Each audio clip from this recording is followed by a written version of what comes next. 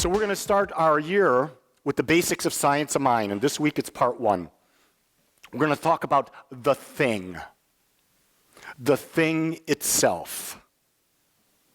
Because one of the things that I always looked at when I was growing up, and I was growing up as a Catholic, went to the seminary, so I have a religious background in that sense, was I never understood how God was like a human.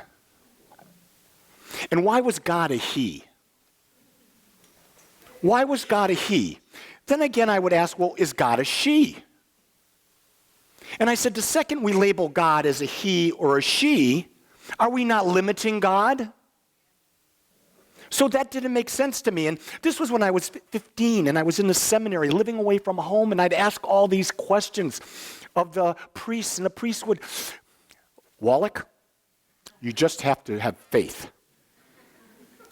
Needless to say, at the end of 1 year, I did not have enough faith, and they chose to let me go, for which I was very grateful, because I realized that wasn't my path any longer. So when we do this, I think this is brilliant. This is pure Ernest Holmes. Ernest Holmes said, the study of science of mind is the study of first cause, spirit, mind, or the invisible essence, that ultimate stuff and intelligence from which everything comes. It's the power behind or back of all creation. It is the thing itself. So think about that thing. It's beyond anything that you and I can imagine. Beyond. We can't even begin to put a teeny bit of it. But that's not the reason we study. We study because we know there's natural laws. And if there's natural laws, we want to know how do we use those laws to create our life. So the universe never plays favorites. So we've got the thing itself, right? We've got this thing itself, and we know that this thing itself is all that is. It is infinite, all-knowing, everywhere present, has always been and always will be. And yet from that, it created everything, meaning you and I are individualizations of it, so we're the little light in the big light. But our light is infinite just to the degree of our awareness. But the universe, God, infinite intelligence, doesn't play favorites. We're going to explore that a bit. Universal principles are never respecters of persons. The universe has no favorites. In other words, if there are laws that we use to create, the laws respond with mechanical precision as to how are we using those laws. And how we are using those laws determines our experience. Now, it doesn't necessarily mean everything that happens to us, but it does mean how we perceive what happens to us. Does that make sense? Because we live in a world where there's 7.5 billion of us, don't we? And there are going to be people coming in and out of our lives, and we may run into people that are not basically a vibration, but how we perceive that, that is our choice. We have full 100% responsibility for how we perceive what we experience in our lives, because it's through our perception. The divine pattern is one of freedom. Get this. This is really big. The divine pattern is one of freedom. Therefore, it is our inherent nature to forever express itself freely. This is where young kids are always rebelling against their parents.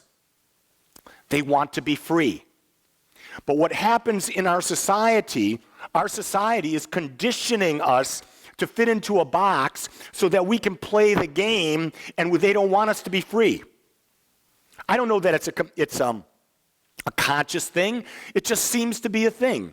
People who are free thinkers, let me put it this way. I was in the corporate world. I was very successful in the corporate world, and I was a free thinker, not as much as I am today. But when I was a free thinker, and I was a VP, and I was bucking the president on an issue because I knew he was wrong, he did not like my free thinking.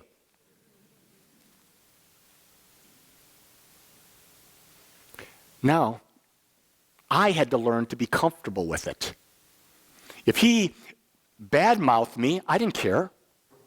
Why? Because I'm not paid to be anyone's yes man. Does that make sense? I'm put into a position and I had responsibility, and so I had to give my view. Now, he did value that, he just didn't like it.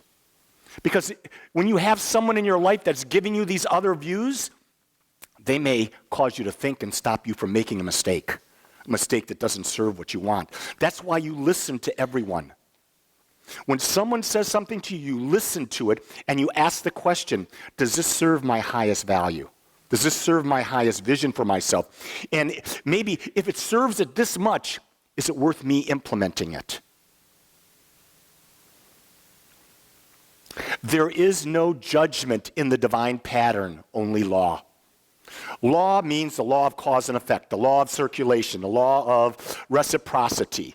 It means that what you put out, you get back. So what is it you put out? You put out a mental atmosphere, okay? That atmosphere is a summation of all the thoughts you've ever had.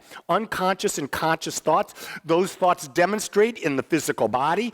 Those thoughts demonstrate in your relationships. Those thoughts demonstrate in your financial wealth. So you are always demonstrating using the law. The law responds with mathematical precision to your mental atmosphere. So what that means is that the power to create is in the shifting and shaping and reshaping your mental atmosphere. Because if it's not working in your life, that's a sign. Change what you're thinking. It's not working. Change what you're thinking.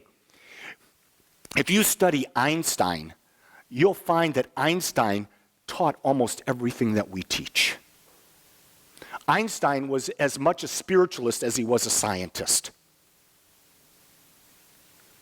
A law that responds equally to all who use it. This law does not favor me because I'm a minister more than it favors you or a homeless person or a person in India, a person in the Mideast. It favors no one differently. Everyone has equal favor in the law. Does that make sense? It's all, though, in how you use it. Nothing is supernatural about the study of life. There's nothing supernatural. We've created this idea that it's supernatural. Why? Because if we mystify it, we can create fear. I was watching Bishop John Shelby Spong. Does anyone know who John is? John is an Episcopal bishop. He is 80 years old about right now. He is one of the top 10 leading scholars on the Bible. And Bishop Spong said this, Christianity created hell. They created hell to control you. All religions are there to control you, to have you fit within a mold, because it's easier to manipulate you and have you in a society by control. Think about that. This is a bishop who dedicated his life from, God knows when he went to the seminary in his teens. He's now 80, and he's come to that conclusion.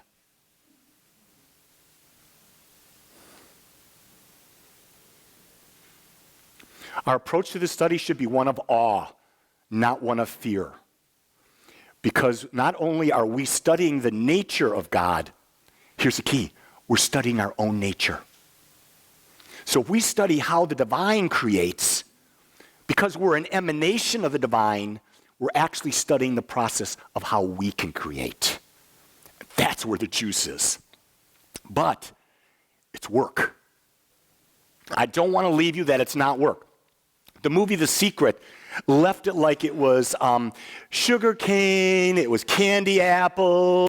Just visualize it, just think about it. Oh, I feel it right here. No. It's work. It's a daily practice of meditation. It's about visualization. It's about prayer or affirmations. It's about a gratitude practice. It's about forgiveness, letting go what doesn't serve us. That's all that forgiveness is. Letting go of what no longer is serving our awareness.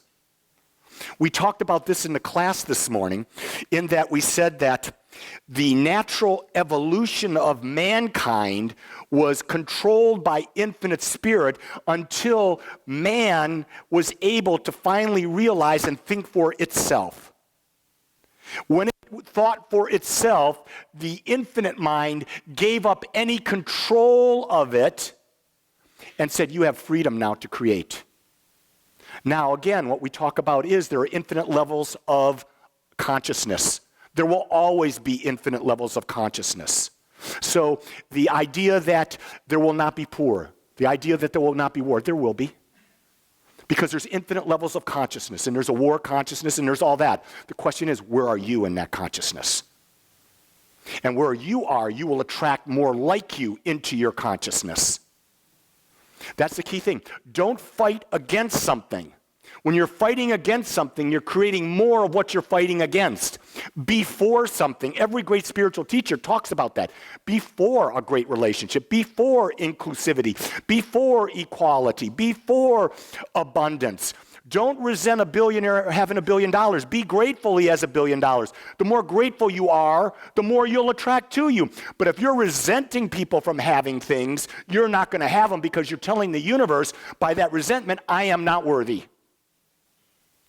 Did you hear that? If you see someone, let's say you're single and you don't have a relationship, and you see someone who has a great relationship, be grateful that they have it. Because then you can attract that same thing. Different, but the same type of thing. All we're looking for in a relationship is something that's harmonious, that supports and grows us. And sometimes harmony, we can stretch that definition a little bit, because contrast sometimes causes a blip in the road. But here's what I've come to understand is, in a relationship, there's not need to be this. Do you know what this means? Extreme highs and extreme lows. That's extreme levels of realization of consciousness. What you can have is this. So you're still going to have the what? You can still have the contrast, because you can't eliminate contrast. But how you perceive contrast will smooth down the curve. Some people have healed through prayer, while others have not. The answer is not that God has responded to some, but not others, but some have responded to God more than others. Some people have been healed through prayer, while others have not. The answer is not that God has responded to some but not others, but that some have responded to God more than others. In other words, the people who heal change their mental atmosphere. In other words, what you do when you change your mental atmosphere, you lose the stress in your life. When you shift your atmosphere and you go into meditation, and meditation is a great stress reducer. When you know what your values are and you're living in alignment with your values, you are in sync with who you are. Between living to your values, doing the meditation, creating and moving in the direction of your dream, you eliminate the unhealthy stress, and you are no longer subject to the law of averages, which causes disease in the world. Science is proving this over and over and over again, that is the stress levels, the emotional stress, the mental stress, the physical stress in our minds that cause it to demonstrate in the physical body. And anything we do to the physical body is a release and making easier of the symptoms so that we can deal with the symptoms, but we have to do the work and get to cause, and cause is always in thought. Always in thought. Limitless power at man's disposal. Each individual maintains his identity in the law, meaning you are an individual. You are not lost in this infinite law. You remain the individual consciousness that you are, and through your personal use of it. Do you get that?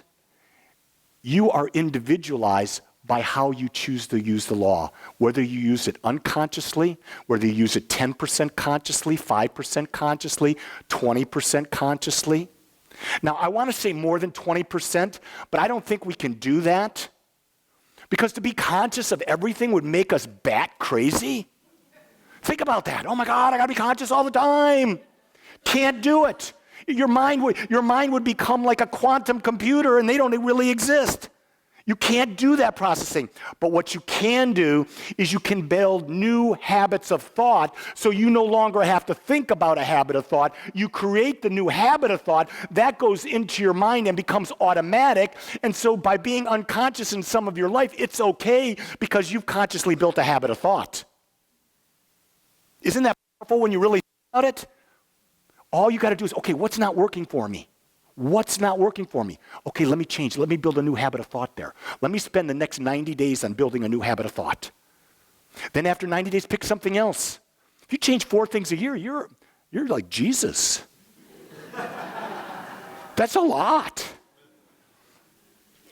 There is one mental law in the universe, and where we use it, it becomes our law because we have individualized it. You see, it's not that I have a law, I have a power, that you have a power. No, there's one power. It's the power that we call it, the thing itself. And through our thought, it is responding to us. So that's why we get so caught up at first when we're starting this journey in religious science. We get caught up with the idea that, wait a second, I don't have that power in me. What makes me think that? You know, you don't have the power. But the power that you use is infinite. And it can do anything as long as you follow the rules that it sets and how it works. See, I've built in my mind this year at Agape, we're going to really get into this creative process. We're going to stop being light. We're going deeper and deeper and deeper in it. And I remember at first in a prior boards, my boards wanted me to be more light. Can you imagine me being light? It's just not going to work. Because if you're here because you want to go deep. So I know that we're going to attract students who want to go deep. That's what we're going to do. The individual mind is really not individual, it's just individualized. So the mind is out there, as we think, we individualize it to us. That's how we have a relationship to God. So that's where we get our personal relationship, is from the fact that when we use the law, it immediately responds to the nature of our thought. And we have the power to change that nature, no matter what our past is. In religious science, past is not precedent. Did you just hear that? The past is not precedent to the future. You have the ability, no matter what happened to you in all of your life before, you can change your experience now. Because the power that you're going to use can do anything.